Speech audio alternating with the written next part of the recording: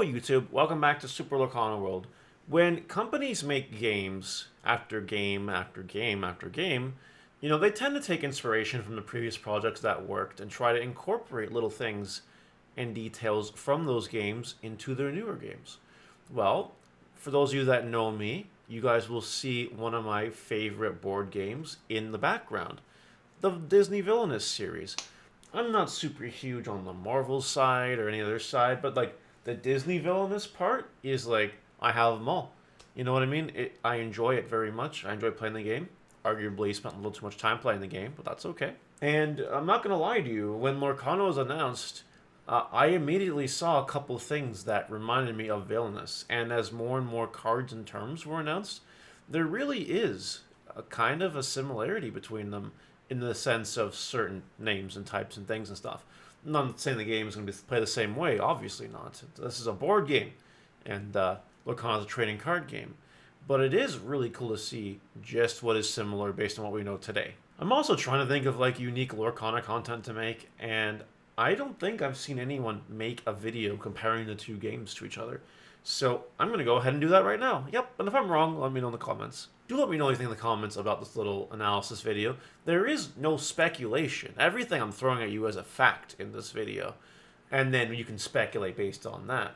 But like everything I'm telling you is just, here's what exists in Villainous. Here is what exists in Lorcana.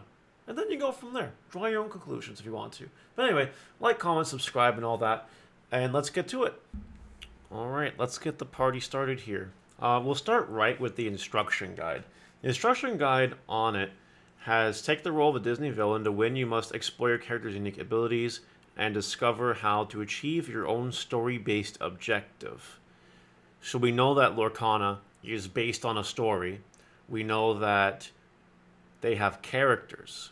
So already two similarities off the back right there. If we go into the guide here, something interesting here. You can play with up to 6 players using the following additional rules.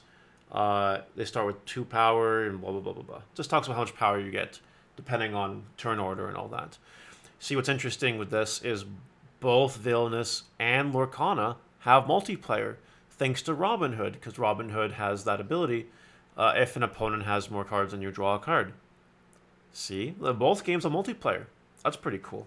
Let's actually move on to the cards here. As you can see here with the ally card, the game already has allies. Allies are actually a big part of your deck. Allies, cards called effects and conditions, which we don't have.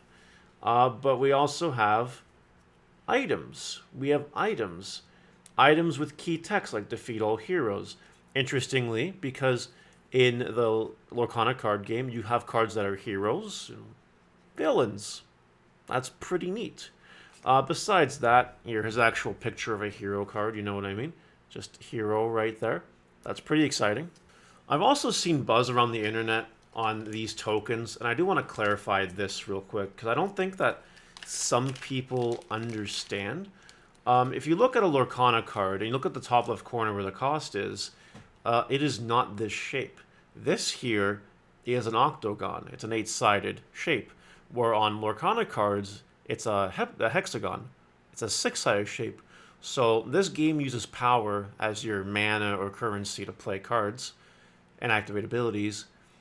As far as we know, it's not the way for this game. And they're two different shapes. It may or may not be related to power, but that's speculation. I'm not talking about that. We have no idea.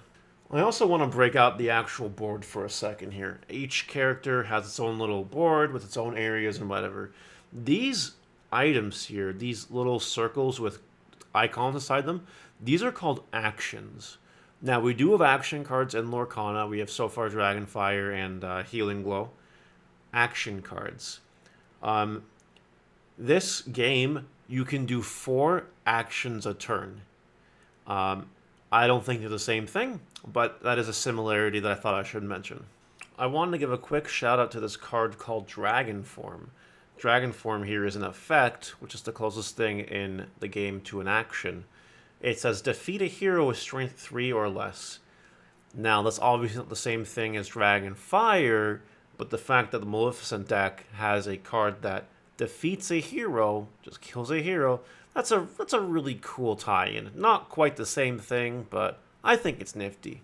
Something neat that came in later iterations of Villainous were these little counters that gave minuses to attack strength and pluses to attack strength.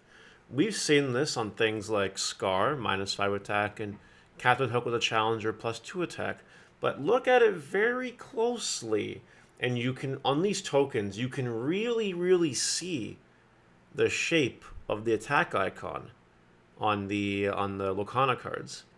So that's a cool little interaction. That's definitely a similarity. So in the Wicked to the Core expansion, there is also a magic mirror for the Snow White Evil Queen deck. And this also draws you cards. In Lorcana, it's Exert, pay 4, draw 1. So you're going to do it once per turn. This one, each time a Fate action targets you, draw a card. Now, what's interesting is, first of all, in the game of Villainous, you're probably doing it right if you're fating your opponent, multiple, like, turn after turn after turn, if you can. Which means you're going to draw a lot of cards from this. But in addition, this one, you can pay 3 power to find Snow White and play her, which is a fate action, which is funny and really interesting. Well, that's it. I hope you enjoyed the video. Nice, short, and sweet. But hopefully this did get your brain thinking a little bit. Because not everyone has played Villainous. I have, but you haven't. Maybe. So, hopefully you enjoy it. Let me know in the comments, and we'll see you later. Bye.